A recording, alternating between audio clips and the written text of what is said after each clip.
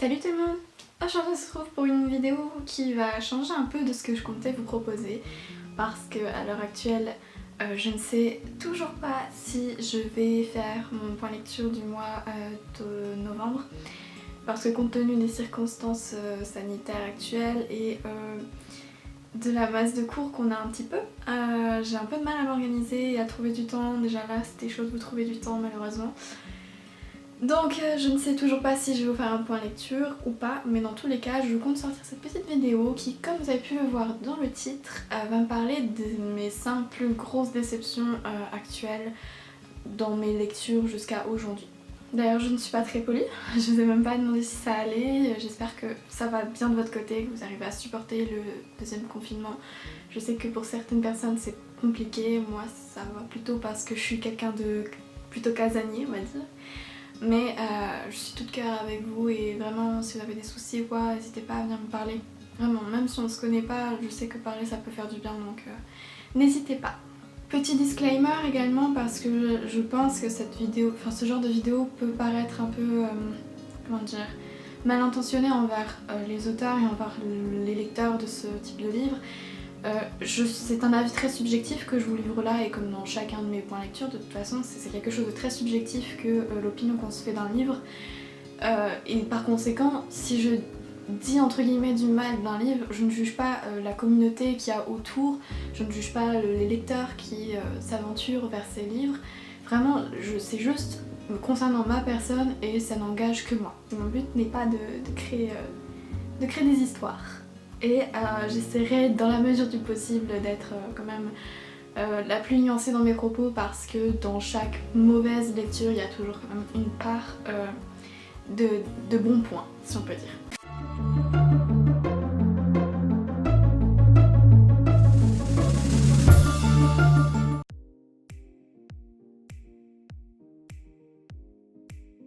Je vais faire dans un ordre précis, je vais commencer d'abord par les livres qui m'ont un peu moins déçue et puis je vais terminer par les livres qui m'ont le plus déplu. Et je vais commencer du coup j'allais dire ce point lecture mais non, ce petit focus sur un livre qui m'a particulièrement déçue parce que j'en attendais peut-être beaucoup trop. Et je veux parler du coup du Cueilleur de rêves de Pascal Minault. Ce livre pour moi donc ça représente vraiment le type de déception qu'on a le plus souvent, c'est-à-dire que on a un résumé qui nous vend vraiment quelque chose d'original, quelque chose de particulier et du coup on a beaucoup d'attentes vis-à-vis de ce livre. Et malheureusement, dans le cas de ce livre-là, de Pascal Minault, j'ai eu une déception puisque j'en attendais certainement beaucoup trop. Je ne sais pas si ça ne l'a fait qu'à moi, en tout cas l'histoire veut parler du coup d'un personnage qui a été recruté par une entreprise et dont le but est de recueillir les rêves de différentes personnes qui les appellent, qui les contactent pour. Et il me semble, ça fait un peu longtemps que je l'ai lu, mais il me semble que c'est pour comprendre un peu mieux la société, enfin du moins c'est ce qu'on dit. Évidemment on sent un peu le coup fourré, on comprend qu'il y a plus que ça et dès le début on sent qu'il y a quelque chose qui va pas. Mais je me souviens d'avoir pas du tout accroché au personnage principal et malheureusement c'est quelque chose que j'aime beaucoup, genre pas forcément m'identifier au personnage mais un personnage un peu charismatique qui porte bien l'histoire, ça fait toujours ça fait toujours l'affaire. Et là dans le cas de ce personnage là je l'ai trouvé très pâle, très vide, je sais même plus son nom pour vous dire donc c'est que vraiment il m'a pas marqué plus que ça, c'est un peu le genre de personnage que tu peux placer dans chacune des histoires je trouve. Il n'a pas de particularité, il n'a pas vraiment de choses entre guillemets pour lui. C'est vraiment, on va dire, un peu une marionnette vide que l'auteur anime pour nous raconter son histoire. Et ce qui m'a également beaucoup déçue dans ce roman, c'est la mauvaise gestion de l'intrigue principale en fait. Je trouvais que par rapport à la 4ème de couverture qui nous vendait vraiment du rêve, clairement, hein, c'est le cas de le dire, on nous vend du rêve, on nous fait comprendre que voilà, il y a de la manipulation et tout ça, et du coup c'est vraiment quelque chose qui est tentant pour le lecteur. Et puis au final, on se retrouve avec une histoire qui n'est pas assez développée à mon goût, ça va trop vite, t'as pas trop le temps de comprendre, et du coup ça fait pas trop en fait. Personnellement je me souviens d'avoir arrêté un peu avant la fin parce que je voulais quand même savoir davantage sur l'univers, mais j'ai pas du tout accroché et donc par conséquent je placerai vraiment dans ce top de mes déceptions. Parce que comme je le disais, il incarne un peu ce genre de livre dont on attend beaucoup de choses et qu'au final on n'a pas ce qu'on veut.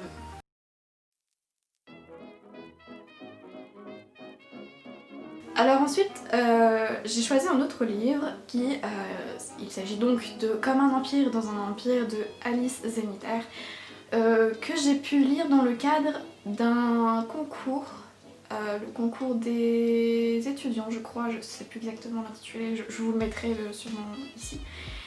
Et je pense que après le concours je vous ferai peut-être un focus dessus, sur le concours de manière générale, pour vous expliquer comment ça se passe et tout ça. À voir. N'hésitez pas à me dire en commentaire si ça vous tente ou pas. Et donc ce livre pour moi c'est vraiment un livre qui fait partie de mes déceptions. Parce que contrairement au premier que je vous ai présenté, j'en attendais pas grand chose, j'étais un peu perplexe sur l'intrigue en elle-même. J'avais un peu des a priori et ça s'est vérifié parce que j'ai vraiment beaucoup de difficultés face à cette lecture.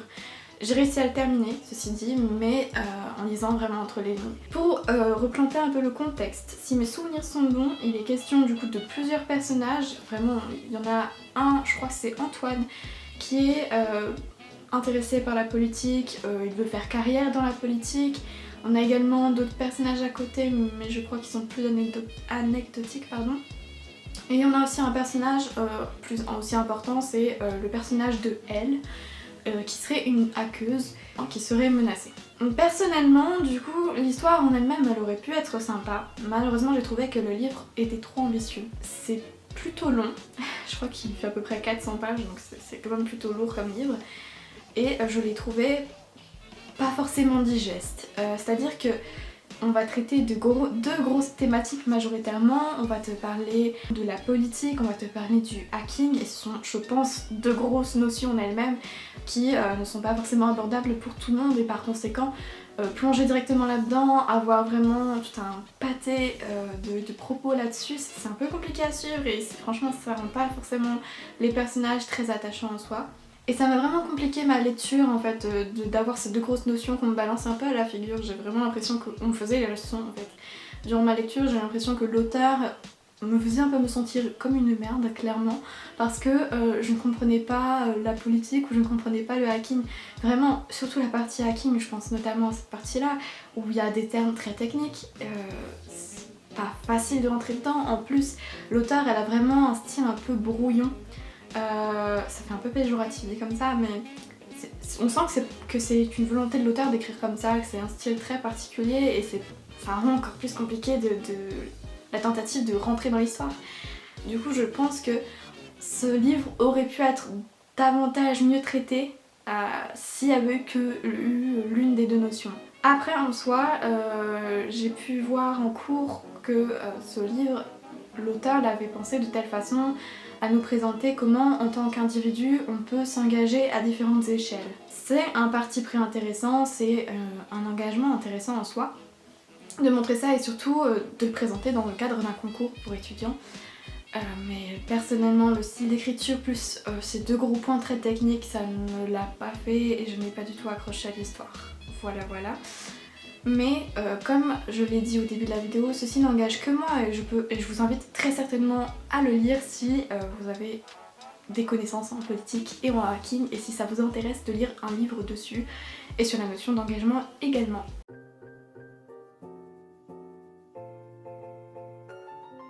Par la suite, ma troisième lecture déception, j'avais envie de parler de La vraie vie d'Amélie Dieudonné, je crois que c'est ça.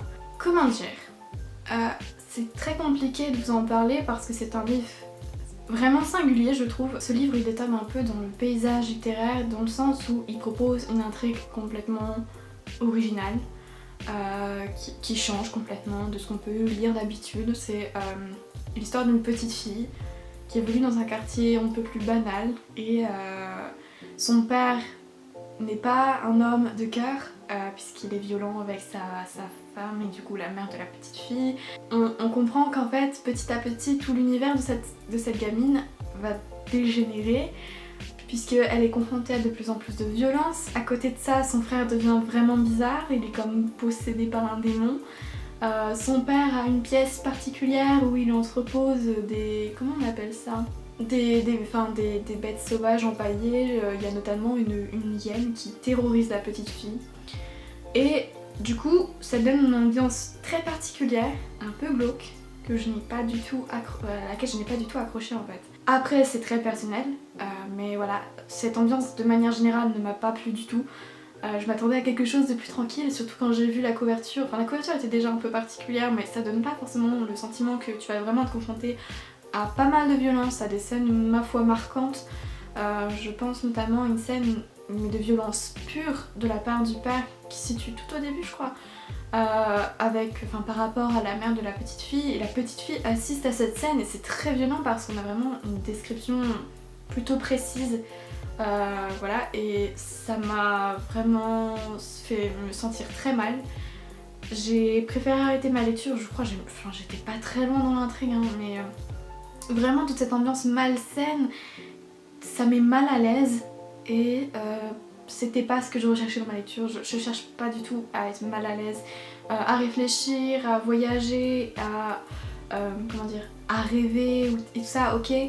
Me sentir mal à l'aise, c'est un peu particulier, c'est un sentiment que je n'aime pas forcément quand je lis un livre, donc j'ai préféré passer mon chemin. Après, c'est indéniable que la qualité de la plume est présente puisque on arrive vraiment à te mettre mal à l'aise, ça c'est sûr, on arrive vraiment à te plonger dans une atmosphère mais radicalement différente de celle dans laquelle tu peux lire le livre.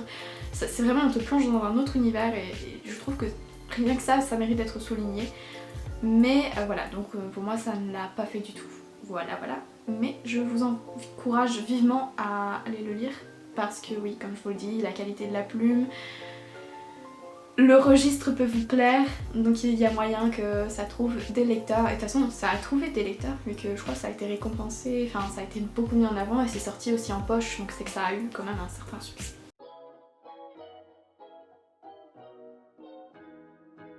Par la suite, j'ai lu Everything de Nicolas Yoon.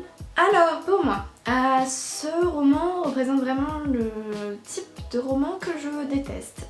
C'est-à-dire qu'on va te vendre une intrigue et en fait on va te prendre pour un con. Voilà. Si je devais résumer Everything, ce serait ça.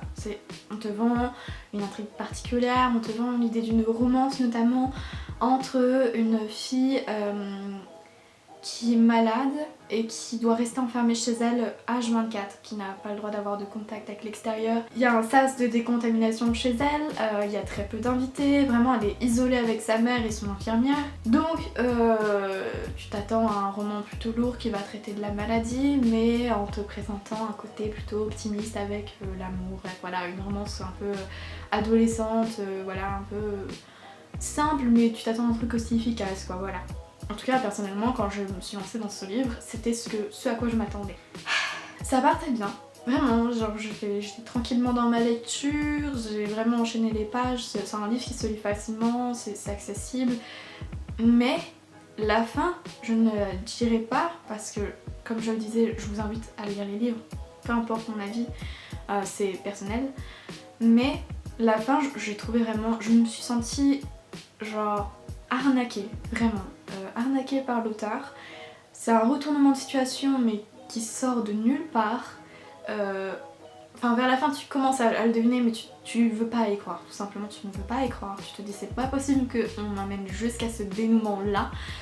Et si, c'est possible. Donc j'ai refermé le livre et je l'ai revendu parce que je ne voulais pas l'avoir dans ma bibliothèque. Pour moi c'est typiquement le genre de livre qui se vend sur la base de la maladie.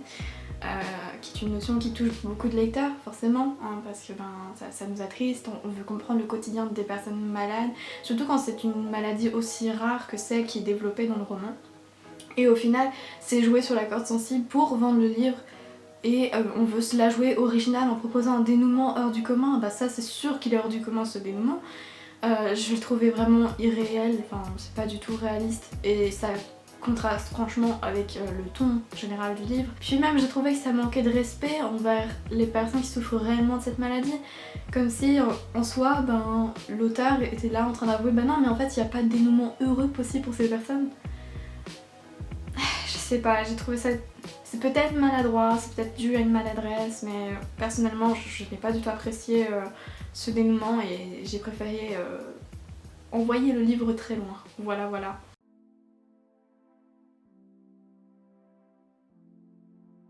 Et donc arrive le dernier roman qui pour moi est une grosse déception, mais une déception à laquelle je m'étais préparée.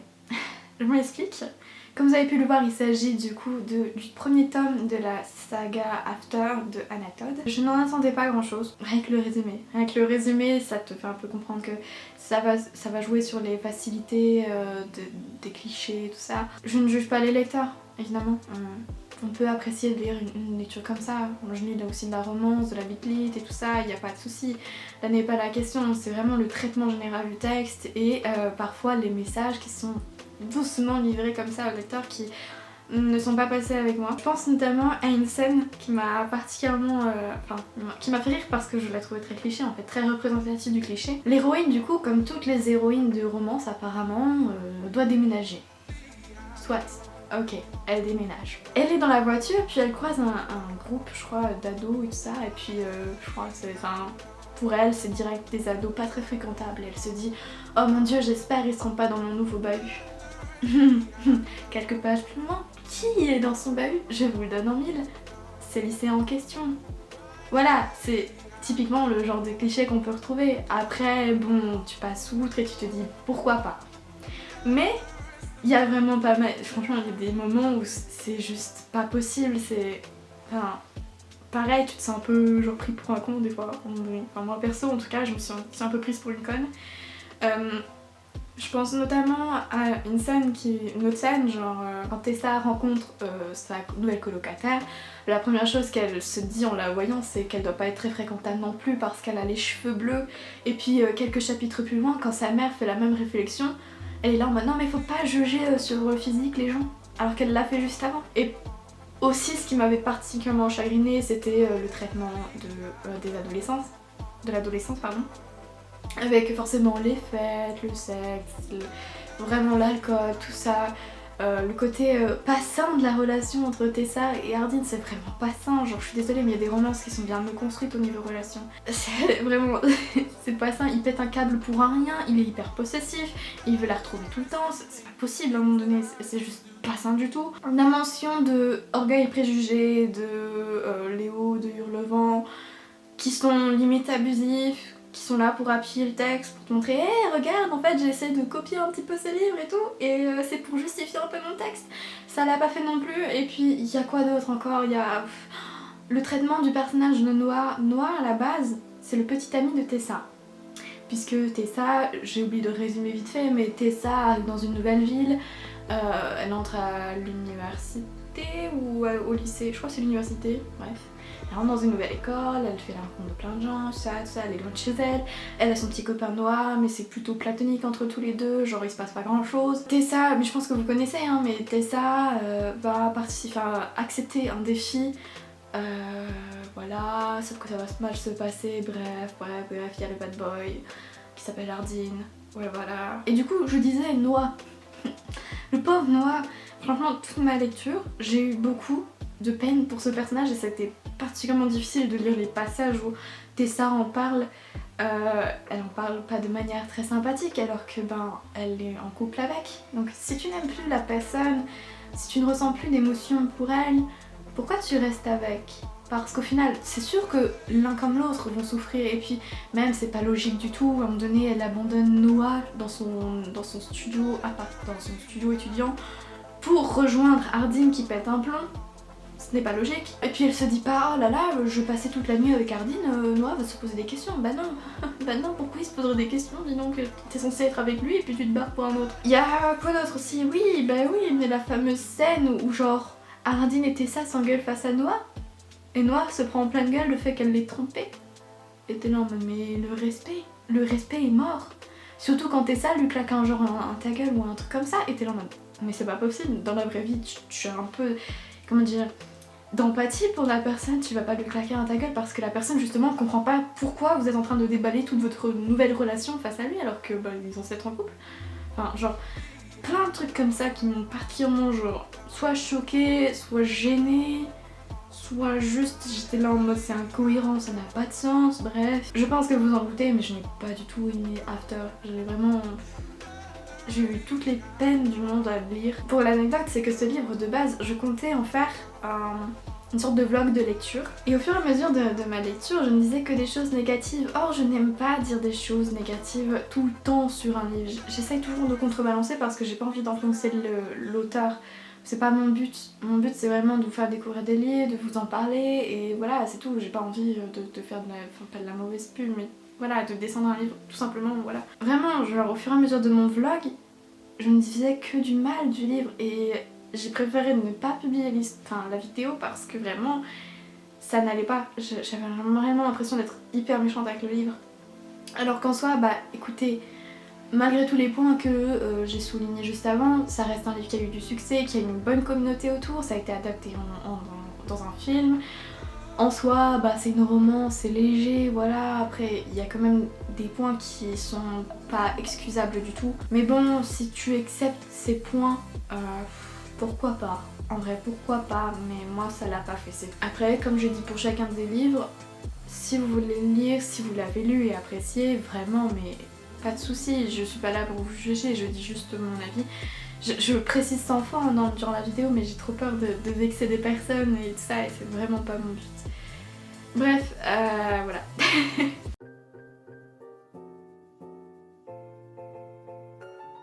Du coup, je viens de terminer mon classement. J'espère que cette petite vidéo vous a plu.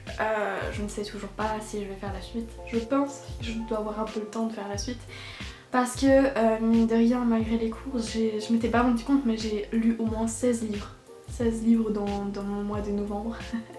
Même plus en comptant les mangas, les BD et tout, donc voilà. Donc autant dire que ça fait un mois de novembre plutôt chargé et ça va faire des trop longues vidéos, j'ai un peu peur que ce soit trop long. Bref. Moi je vous dis à très bientôt pour de prochaines vidéos. Sûrement une vidéo sur mes lectures du mois de décembre, j'espère. Et je vous fais de gros bisous, je vous souhaite vraiment de prendre soin de vous, enfin prenez soin de vous vraiment, surtout actuellement, n'hésitez pas à parler aux gens, aux autres, par message, on entend, mais vraiment faites attention. Et moi je vous dis à très bientôt pour de prochaines vidéos, sur ce, salut!